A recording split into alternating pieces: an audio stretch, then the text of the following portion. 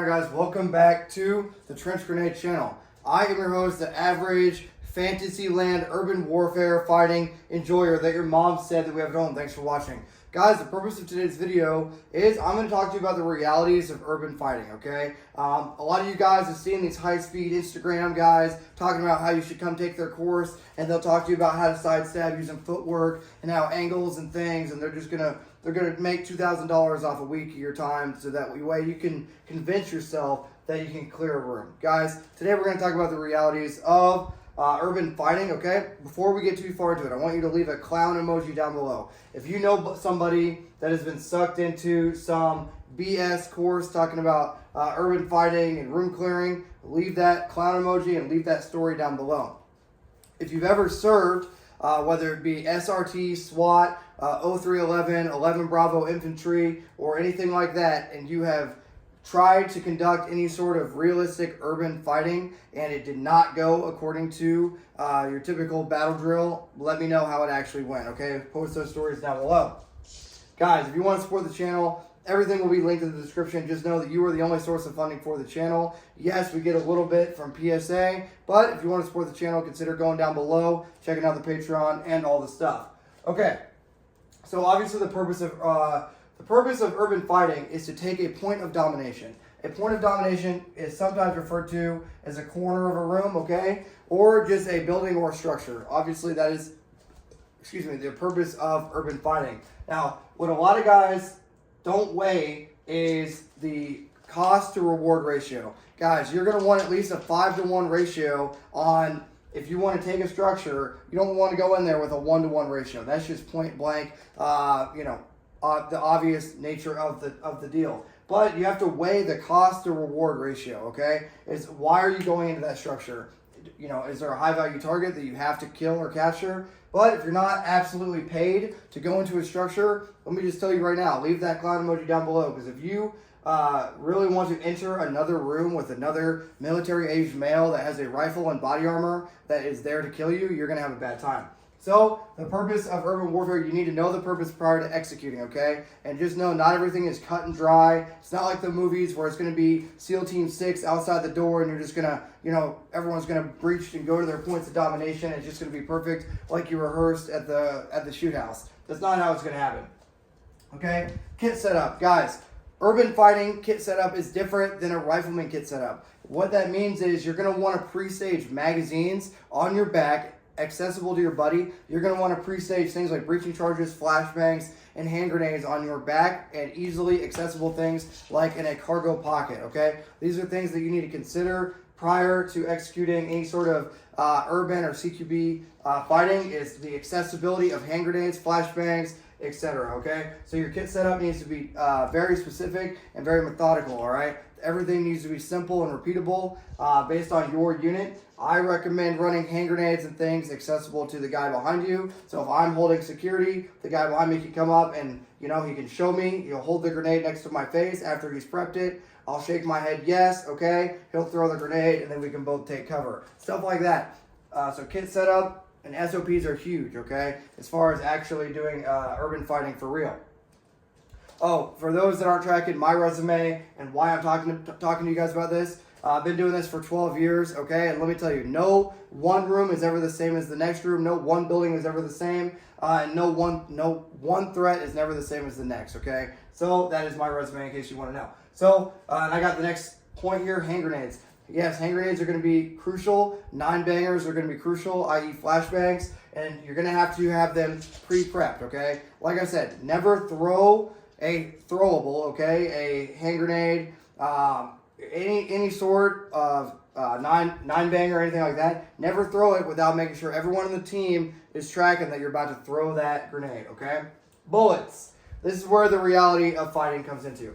So just because you're behind a wall doesn't mean you're behind a wall, okay? A lot of cops have been shot through doors, okay? That's just the reality of the situation. Just because you're standing behind a door, that bullet's going to smoke right through it. And after the gunfight is initiated, okay, maybe this is our assault team right here, okay? And most of the time, we're going to have a support by fire over here. This is not the correct military symbol, but that's okay. Most of the time, these guys are going to start laying down hate on the objective. So the element of surprise is ruined. Now you might be thinking, oh, anybody in that objective is just going to be killed by 762. Not necessarily the case, okay? So the element of surprise is not going to be there. Let me tell you, the dudes that are in the structure that you're trying to take are going to be shooting back at you. And they're going to be likely known and suspected. That means if they think you're likely to come up one of the walls, they're going to start dumping mags into that wall. Which means this whole coming up and trying to assault in a stack, that stuff only lives in the movies, guys. After the first contact, there's no wrong answer. So don't get wrapped around moving up in a stack and trying to move as a team. That stuff is all fantasy. It only really works until first contact occurs, okay? So the reality of a bullet is bullets go through walls and bullets do not discriminate, both for you and your buddy. So just because you engage a dude here, well, you got to be aware of what's your target, what's beyond your target, because a lot of dudes fail to realize that bullets do not discriminate, okay? Fantasyland. A lot of guys think CQB is cool because they see operators doing it, or they see 0311s, 11 Bravos, or SWAT doing this stuff. It's not cool. All right, it's not cool. It's honestly the least cool. It's cool for Instagram, but it's the least cool battle drill. As in, you have no standoff. When you're in bad breath distance of the enemy, it doesn't matter their level of marksmanship. They're gonna smoke you, and you're gonna smoke them. It's gonna be a 1-to-1 exchange. Okay. Another level of fantasy is guys that say, "Oh, do I really need body armor? Do I really need a helmet?" Let me tell you what. Imagine, I don't know, playing paintball or airsoft. You're going to get hit in those games. So every time you got hit in the chest or the head in those games, what if you could have just had an extra level of, hey, maybe one more chance at life, okay? So there's a lot of fantasy that goes into guys that think that they're going to go conduct urban operations in real life. It's not good.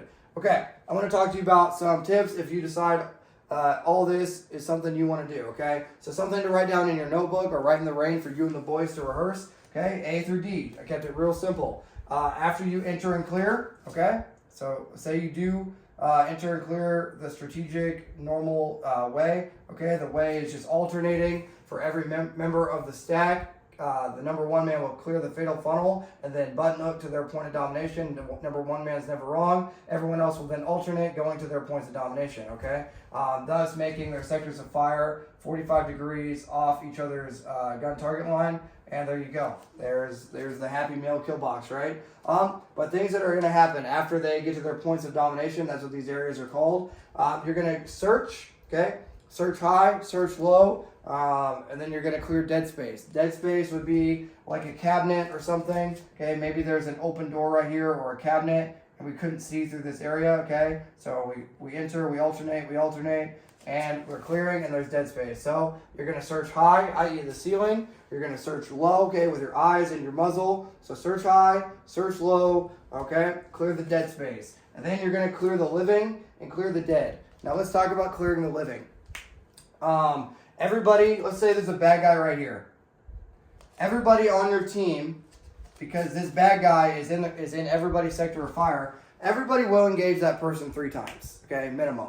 What that means is either 2 to the chest, or 1 to the head, or 1 to the chest, 1 to the groin, 1 to the head. Whatever your unit SOP is, this guy's been hit a lot, right? Don't do math in public, but like 12 times or something. All right, so this dude's been already hit. But part of this, if they still pose any sort of a threat, clear high, clear low, search the living, okay? So if there's a Sierra in the room, i.e. a civilian, that you do not need to engage, you're just going to give verbal commands to secure them, okay? Now, throughout those searching process, if you come across in any time in your sector of fire that there's anybody that poses a threat, you're going to re-engage them, okay, with your rifle or whatever you got. If all you got up is your handgun, okay, you're going to re-engage them with that handgun. Until you have a chance to get that rifle back up, okay? So that's just one key thing to know. After you secure the living, then you're going to secure the dead, okay? What that means is you're going to do a dead check, and you're going to make sure that person is no longer able to pose a threat to you, okay? Whether it be an eyeball thump, sternum rub, anything like that, you're going to make sure that dude is no longer playing Minecraft. And then you're going to stack and repeat. Now, based on your unit SOP, you're never going to stack again unless you have a topped off gun, okay? So a good way, if I just clear this room, okay, there's a door over here out of frame that you guys cannot see. If we were, okay, we searched high, we searched low, we cleared the living, we cleared the dead, and we're about to move out. Once everyone is up, everyone's going to start stacking here. if I have my handgun out, that means my battle buddies are going to know my rifle went down. Okay, so if I'm holding with my handgun, what that means is somebody is going to come up, they're going to hold this sector of fire, then that gives me an opportunity to face the wall, reload, and after anyone facing the wall, that means that they are not topped off. Okay, so if for whatever reason you got people facing the wall, that means they need to top off their weapon. Okay, so that's just a certain SOP that we've used. So if you, and also obviously if you see a dude with their handgun out instead of their rifle, that means they had a malfunction, a click, no bang. So because they're within a couple meters of the enemy, they drop that rifle on a sling and draw that handgun. All right, just things to consider. Okay, guys. Let me know if you learned anything or you have any thoughts based on urban fighting. I just wanted to talk to you guys a little bit about the reality and some fantasies. And if you decided that you were going to conduct it anyway, here's some real stuff, some real talk down here. Okay? If you found this video useful, hit the like button, share it with a buddy. If you decide you absolutely have to conduct urban warfare, hopefully some of these things, okay? Searching high, searching low, check the living, check the dead, stack, repeat. Hopefully this real talk down here can help save you if you decide to forego all the guidance I tried to give you and the advice and just don't conduct urban operations. All right, guys, this concludes the video, and until next time, it's going to be Trench Grenade, your average urban warfare hater that your mom says we have at home, signing out. Cheers.